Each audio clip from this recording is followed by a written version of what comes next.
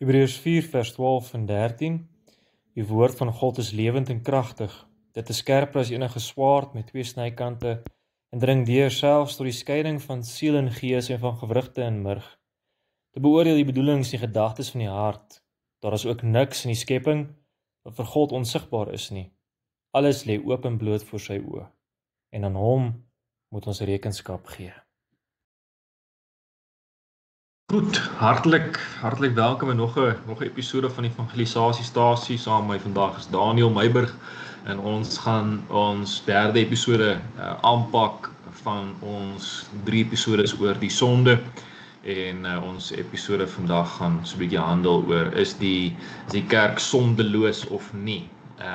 En ons gaan so 'n bietjie aanpak ook in die lig van waartoe gaan ons as gelowiges en hoekom kom ons bymekaar as gelowiges, juist hoe moet ons self skyn heilig probeer hou of nie, of so 'n bietjie die praktyk ook inbring om uit te wys hoeveel mense eintlik verwronge gedagtes het oor die kerk self en die sondigheid of die sondeloosheid van die kerk, nee. Maar ja, Daniel, wil jy so 'n bietjie hier inkom om te gesels oor is die kerk sondeloos? Is daar geen sondaars in die kerk nie? Ek dink dit sluit baie mooi aan by ons vorige opname oor die hele feit dat alle mense in sonde ontvang en gebore is en alle mense is aan die verganklikheid van die wêreld oorgelaat. So nee, in die kerk ook, nee, in die kerk sien mense ook nog baie sonde. En baie van die teoloë, die moderne teoloë sal sê, Amerikaners en so aanpraat mos van die kerk as 'n hospitaal vir siek mense. En is eintlik nogal 'n goeie beeld as mense dit so kan sien dat dit nie 'n plek, die kerk is nie 'n volmaakte plek wat net heilig is nie. Ons gaan eers dit in die hemel ervaar in die Here se teenwoordigheid. Maar die kerk het sy plek, nee, en die mense in die kerk, al is ons sondaars, het ons plek. Ek dink 'n mens moet net heeltyd sonde ook reg verstaan en 'n mens se verhouding met God as sondaar reg verstaan. Dat die nagmaalsformulier verwoord dit eintlik vir my so mooi waar ons lees dat almal wie 'n ware berou het oor hulle sonde kry deel aan hierdie heerlike beloftes van God. So dit gaan oor ons as sondaars, maar ons het opregte spyt en opregte berou oor ons sonde. En dit sê baie, nee, dat 'n mens jou eie sonde kan erken en jou eie gebrokenheid kan erken en werklik spyt kry vir dit wat jy verkeerd gedoen het. En dit gaan oor 'n mens se gesindheid dan, waar baie mense sê maar is oordelend oor die kerk wat meen maar die kerk is skynheilig. Hulle verstaan die hele verhouding wat ons as sondaars het teenoor God heeltemal verkeerd. En dis ook aan die begin van die erediens en ek wil daarmee afsluit is aan die begin van die erediens die erediens se verloop is juist so mooi deur waar ons eie sonde bely, nee, in die verootmoediging deel van die erediens. Dan bely ons sonde voor die Here, ons lees die wet, ons kom agter hoe gebroke ons is en ons het berou oor ons sonde deur 'n lied wat ons saam sing, verwoord daardie gevoel van sonde besef. En dan kom ons in die Here se teenwoordigheid met die regte gesindheid, met 'n opregte nederigheid en swakheid en kleinheid en dan is ons reg om te luister wat God wil sê vir ons in die erediens. So dis maar net so iets van my kant af. Ja, nee, ek dink Jesus het nogal baie mooi duidelik gemaak aan sy disippels, toe sy disippels ook gesê het, want daar in Lukas, ek dink spesifiek aan Lukas 9, waar die Samaritaanse dorp mos vir Jesus afwys en vir hom sê hulle mag nie daar gaan oornag nie. En dan is die reaksie dan basies van die twee disippels Jakobus en Johannes daar in vers 54 Here wil U hê ons moet vuur uit die hemel afroep om hulle te verteer. So al veroordelend, veroordelend in die gesindheid dat hulle sê maar kan ons nie maar net hierdie mense net uitwis as sondaars en hulle net afmaak het dat ons nie meer met hulle pad stap nie. Dan sê die Here die volgende: maar Jesus het omgedraai en hulle skerp teruggewys. En dan staan daar eintlik die Seun van die mens het immers nie gekom om die lewens van mense te verdelg nie, maar om hulle te red. En dan as jy dan verder blaai na Lukas 19 toe, dan in Lukas 19 staan daar by die huis van Zacchaeus, dan sê hy, daarop sê Jesus, vandag het daar redding vir die huis gekom, ook hierdie man is 'n kind van Abraham, die Seun van die mens immers gekom om te soek en te red wat verlore is. En dis die rede hoekom Jesus Christus moes kom, is juis omdat in die kerk self ook mense is wat sondig is. En daai mense, die nagmaal van die stel eintlik so mooi, soek nie hulle redding in hulle self, hulle soek hulle redding juis buite hulle self in die Here. En daarom bely hulle sonde voor die Here. En ons doen dit met die vernaamste deel van ons dankbaarheid en gebed, waar ons dan ook teenoor die Here uiter wat ons gebrokenhede is. En vir die Here te sê, maar kyk, ons besef, ons kan hierdie pad nie sonder U stap nie. Ons besef, ons kan nie sonder die werking van die Gees en die werking van die Woord in ons hart en ons lewens, U loof en U prys en in die waarheid wandel nie. Help U ons om daai pad te stap. En ek dink net spesifiek aan Dawid. Dawid toe hy nadat hy met Batseba oorspel gepleeg het in Psalm 50. En staan daar, vir ons daar oop, Psalm 51, dan staan daar hier in die einde van Psalm 51, dan staan daar vers 11, moet tog nie agslaan op my sondes nie, wis al my skuld uit, skep vir my 'n rein hart, o God, vernuwe my gees en maak my standvastig. Moet my tog nie van U af wegdryf en die Heilige Gees van my af wegneem nie. Laat my weer blydskap ervaar as iemand wat deur U verlos is. Laat my U weer met toewyding dien. En daar bely Dawid self, dis die Here wat sy hart en sy lewe kan verander. Dis die Here wat deur sy Gees ons op die regte pad hou. Dis die Here wat die verlossing bring uit sonde uit. En dis waarom 'n gelowige dan nie hulle self hoogmoedig ag nie, maar waarom die Here dan juis vir ons leer dat ons eie sondes moet erken en bely en die pad dan met die Here stap en geloof die Here dan vra om ons daarin te help.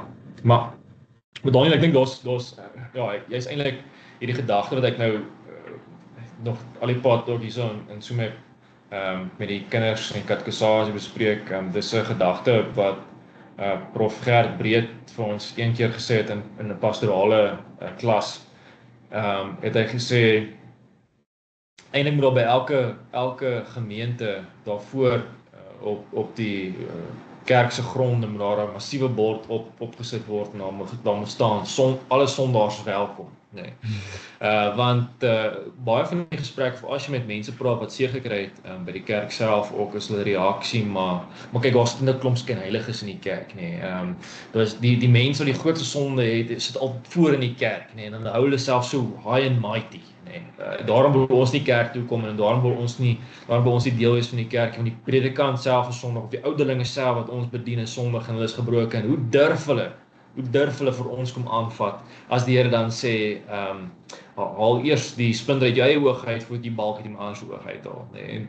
En ek dink dit is een van die troosrykste sake wat 'n mens beleef in die kerk self, is dat die Here vir ons uit sy woord uit wys wat sonde is. En dat die Here vir ons dan sê, Galasiërs 6, dra mekaar se laste, dat ons mekaar moet oproep, Matteus 18, nee, om die regte pad te stap, om ons broer en suster te gaan oproep as hulle in sonde leef, en uit die woord van die Here hulle dan terug te lei na die Here self toe, sodat hulle die Here se woord kan raak sien, en die Here se wil kan raak sien, en die pad dan kan stap wat die Here van hulle verwag. En daarom wil ek graag net hierdie vraag net so 'n bietjie, wat ek nou gestel het, ook bietjie aanpak, om te sê dat dis nie daai mense wat uit hulle self uit na jou toe kom om jou aan te spreek nie. Dis die Here wat hulle die roeping gegee het om te gaan sê, so sê die Here, ons Here. En daarom praat die predikant van die preekstoel af, of die ouderlinge met huisbesoek, of die diaken selfs wat jou kom oproep om te sê, maar kom by die kerk uit en kom wees meer lewend en kom wees lief vir jou broer en suster en leef as 'n kind van die Here, doen self ondersoek elke dag en kom sit by die nagmaalstafel aan waar jy berou het oor jou sonde. Doen hulle dit juis as gevolg daarvan dat die Here vir daai opdrag gegee het. En dan is dit nie hulle self wat praat, dan moet ons hoor, so sê die Here ons Here. Dan moet ons op een van die roepstem van die Here hoor, so, dan moet ek die gesindheid hê om te sê, wat sê die Here eintlik nou vir my? Hoekom wil hulle my kom aanspreek? Hoekom sê hulle vir my dis verkeerd? En dan moet die Here se woord dan op die einde van die deurslaggewende wees, om my terug te bring op nederigheid, nie hoogmoedigheid nie, afhanklikheid van die Here, om te besef ek is 'n sondaar, ek het foute gemaak, en ek bely dit en ek smeek dan vir die Here om my te help om die reg te pas, soos wat Dawid nou ook gedoen het. Daniel, wil jy wel 'n bietjie hierso toevoegings maak? Ja nee, ek dink maar net daarso is 'n groot deel van 'n mens se eie sonde ook daarbey betrokke wanneer 'n mens met die verkeerde gesindheid dalk iemand gaan aanspreek, byvoorbeeld die te gaan toepas. As jy nou daar kom en jy sê maar ons as kerk of ek as dominee of ek as ouderling kom spreek jou aan, jy weet, en jy sê nie maar ek is maar 'n dienaar van Christus, ek bedien sy woord, ek bedien sy evangelie aan jou nie, dan gaan jy jy weet met die verkeerde gesindheid. So jy moet altyd met die regte gesindheid gaan, en ek dink dis iets wat mense wat seer gekry het in die kerk dan ervaar het, dat iemand na hulle toe gekom het in hulle eie menswees en hulle uit hulle eie menswees kom aanspreek het, of hulle dit is minstens so beleef en ervaar deur die persoon. En so ek dink maar net die bedienaars van die woord en die bedienaars ouderlinge en so moet maar net versigtig wees oor ons gesindheid, hoe ons dit doen, maar die ander party moet ook dit reg verstaan, nee. As mens kyk na Paulus, hoe hy homself moes verdedig het, ek dink veral aan die 2 Korinteërbrief, hoe hy sy apostelskap moes verdedig het en gedurig vir hulle sê, maar ek is 'n gestuurde van die Here, ek is uitverkies deur die Here om hierdie genadegawe te kom bedien aan julle. 'n Mens moet dit ook heeltyd net voor oë hou, sodat mens altyd met die regte persepsie en met die regte ingesteldheid dan hierdie dinge of dan aanvaar van iemand van die gemeente of dan gaan bedien. Nooit sê maar ek as mens kom bedien jou en kom tugtig jou nie, maar altyd die evangelie bedien met die volle jy weet sekerheid en met die volle bewussyn kan ek sê dat jy self 'n swakkeling is, maar jy is 'n gesant, 'n gestuurde van die Here. Dit is maar net 'n gedagte van my kant af. Nee, dit is, nee. Ek dink daar's 'n fyn lyn. Ek preek nou as die Here wil komende Sondag oor die tweede brief van Johannes. En ja, is nog iets mooi waar hy dan die lyn trek waar hy sê die gemeente moet in waarheid en liefde funksioneer. En dis iets wat kragtig deurkom deur die hele bediening van Jesus Christus ook, waar hy baie kere dan mense aangespreek het in liefde, maar dan dat die waarheid saam met bedien. Dus twee konsepte wat baie mense baie keer oor en onder beklemtoon, nee, waar hulle sê maar ek het meer liefde nou nodig as waarheid, waar die eintlik ons sê nee, albei moet gesamentlik bedien word en is veral by die roepingswerk die amptswerk van 'n ouderling en 'n predikant uiters belangrik dat hulle hierdie waarheid en liefde gesamentlik bedien, omdat dit is wat die Here van ons verwag in sy woord om dan ook uit te leef, want Jesus was self ons 'n voorbeeld daarin. En natuurlik in die Bybel self gee die Here vir ons eintlik 'n skrikwekkende voorbeeld van 'n gemeente wat Paulus dan self aangespreek het, Korinteër gemeente. In 1 Korintiërs 1 begin Paulus daar in vers 2 dan sê hy aan die gemeente van God in Korinthe, wat hy vir hom in Christus afgesonder en geroep het om aan hulle te behoort, en verder aan almal waar hulle ook al mag wees, wat die Here Jesus in die naam van die Jesus aanroep, hulle Here en ons Here is, en dat daar afgesonder en geroep is, waar uitverkore kerk van die Here is, wat hy dan daarmee begin, en dan as jy nou verder in die boek begin lees, dan kom jy net agter, maar hierdie uitverkore volk het sondes, hulle step mekaar hof toe, hulle sit een bedienaar hoër as die ander, en hulle is vrate, want hulle kan nie vir mekaar wag by nagmaalsete nie, en hulle is besig met allerlei sondes, gebrokenheid, verdeeldheid, afguns, wat in die gemeente te sien en te voorskyn gekom het, maar hy begin by hierdie is 'n uitverkore kerk van die Here. En dit is hoekom ons 'n strydende kerk is. En ek dink dit is belangrik om te noem dat ons besef dat die kerk nie volmaak is nie.